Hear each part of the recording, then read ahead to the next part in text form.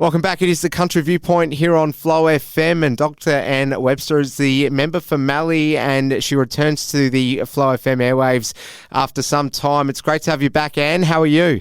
I'm very good. Thanks, Alice. How are you? Very well indeed. Now, it's certainly been a busy time for yourself. There's a lot for us to cover with so much going on. We'll start on the note of the Victoria to New South Wales Interconnector West. I believe you've got an update on this for us.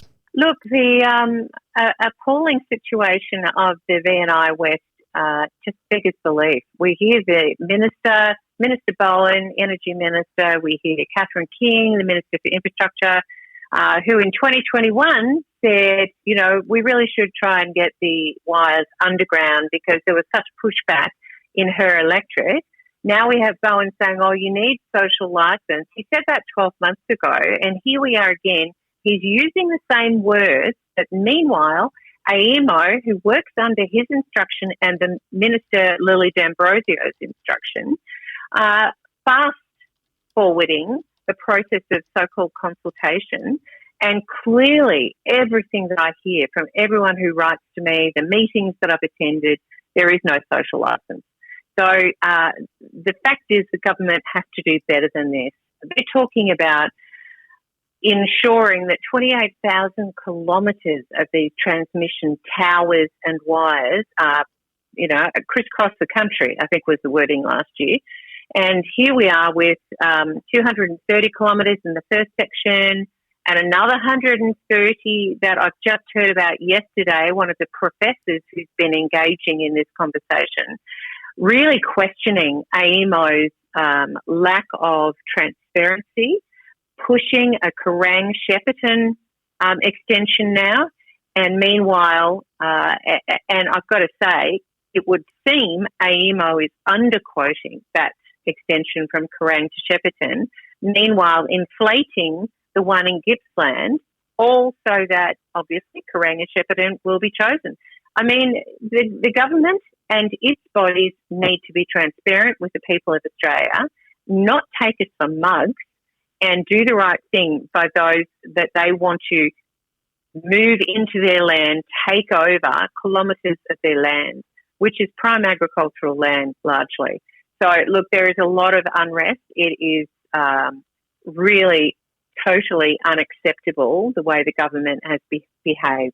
Well, there we go. We'll have to keep across that. Certainly lots going on there. I want to switch to health. You are the Shadow Assistant Minister for Regional Health, and plenty to unpack with you on this front. We've been really keeping a close eye on the regional health space over the last few weeks on this program, particularly this issue whereby it's going to become mandatory, or certainly there's a proposition for it to become mandatory under the federal government for aged care homes and for them to basically have 24/7 nurses on site. Now, it certainly seems impractical, particularly for those of us in the regional space, and I have no doubt that you share similar views, Anne. Completely. The problem that we have is workforce. That, in summary, that is the problem we face in regional Australia, is workforce. And healthcare is absolutely no exception to that. We do not have enough nurses. Many of the aged care facilities in my electorate are relying on agency nurses, sometimes who are very expensive, and sometimes they come for a 2-week stint or a 4-week stint and end up just handing in their tag on the desk as they walk out midway through a shift. I mean, it's not reliable, it's not sustainable, and it's certainly not sustainable financially. The government has had to backtrack on ensuring that this was in place by July 1 because it's just not going to be, and they realise that. I have aged care homes who are just feeling so desperate about ensuring that they can continue to provide aged care homes for people in their towns, in their smaller communities. And this pressure from the government, which they're not entirely taking away, so it's still pressure to ensure that it takes place, will sees the viability of these homes come into question. Some are already talking about closing. It's incredibly sad. We need our aged care facilities. Our older Australians deserve to live where they grew up, where they want to be as they age. Yeah, I'm really glad you mentioned the financial aspect there as well, because it feels as though the federal government hasn't really communicated that element overly well. I mean, we talk a lot about the lack of labour and all those kinds of things, but the actual costs, I mean, really the logistics don't seem like they're in place here. And having spoken to a number of mayors as well, they certainly have agreed that it's just not feasible at all for their jurisdictions to basically take this on. Well, and you actually raise a very important question.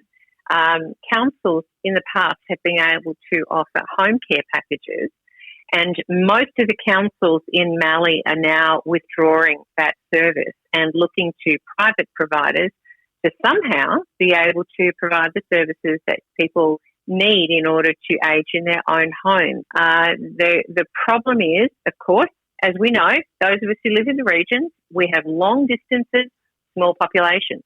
It's very difficult to make a business case that actually stacks up, which is the only time the government should be stepping in, and they're failing to do so. They do not possess a regional lens to look at the policies that they develop here in Canberra in order to ensure that regional Australians can age well at home or age well in facilities across their own towns. So the government is in a whole lot of bother with this. The funding for aged care facilities has not been adequate, and I am first to say it has not been adequate for years, even under the coalition. Hence, the Royal Commission was part of feeding information so that the government could make better decisions. Well, the Royal Commission finished, and we have some proposals. Even the Royal Commission said that the 24/7 nurses should not be in place for another year because you've got to actually develop the staffing. And that hasn't happened. So, look, it's a nightmare on steroids, and the government has to ensure that they do better than they are. I'm so concerned about it in talking with many aged care providers across Mallee that I'm actually looking at setting up a regional aged care summit, as I did the Regional Health Workforce Summit last year. I am looking at doing another one for aged care very shortly. Actually, it wasn't last year, it was this year. It was only a few months ago. Yeah, there certainly seems that, not enough is being done at all, and we'll continue to monitor that is for sure. Just sticking with regional health, and another vulnerable demographic in the regional health space is type 1 diabetics. Now, we're talking here about the Fiasp fiasco. Now, this is a specific insulin pump that type 1 diabetics rely on for fast-acting insulin, and it's being removed from the PBS. So with this being done, what are the dangers here for regional and remote diabetic patients who are already in more of a precarious position than those in the metro regions, Anne? Oh, look, there's no question about that. You're spot on, Alice. It is really deeply concerning. The automatic insulin pumps mean that people can get on with their days, day and night, I might say, because it's often blood sugars will drop during the night and people can end up with hypos during the night. If you have the automatic insulin pump at work, you don't have to worry about that because it's always testing your body and ensuring that the right amount of insulin is being provided. It is a total game changer for those who unfortunately have to live with type 1 diabetes. I think it was a huge mistake, the government taking it off the PBS, and I will continue to fight for it to be put back on the PBS. Obviously, this is a space that's close to your heart too. Just tell us, in the remote parts of the country, do type 1 diabetics, particularly those who are diagnosed from a really young age, do they even have access to endocrinologists and diabetes educators? You're right. The problem with our workforce woes is that we don't have specialists in regional areas. They really do tend to congregate around metropolitan centres. While I can understand that, so much more needs to happen to bring about or to right the maldistribution problem that we have in regional centres. It's what is occurring right now, where people cannot get a doctor, cannot get on to a specialist, and have to do Zoom calls, which thank God we've got those. But at the same time, it's just not the same as being able to waltz into a couple of suburbs away and see any specialist you like. We'll finish on a couple of other matters, and the first of which is the Voice to Parliament. Now, this is getting no shortage of a run in the media countrywide, as you well know, but we'd just like to sort of get your position on the record here at Flow. So the Indigenous Voice to Parliament, are you for or against, Anne? No, I am not for it. I do not believe that enshrining in our Constitution, which read forever, enshrining in our Constitution an exceptionalism for one race over all other races is the right thing to do at all. In 1967, we really largely got rid of that, thank goodness. And in Australia, we believe that we are all equal under the law. Every person is equal under the law. This constitutional change will change that. And it risks decisions. And, who loves bureaucracy? Not me. The bureaucratic process is slowing down to stopping point would be my expectation. The risk that the High Court will be involved in sorting out matters where the Voice does not feel that it's got a reasonable hearing or it hasn't got its way. And all Australians are affected by that. For the Prime Minister to say that this is just a modest proposal is absolutely untrue. And he is being disingenuous. It will impact every Australian, not just Indigenous Australians.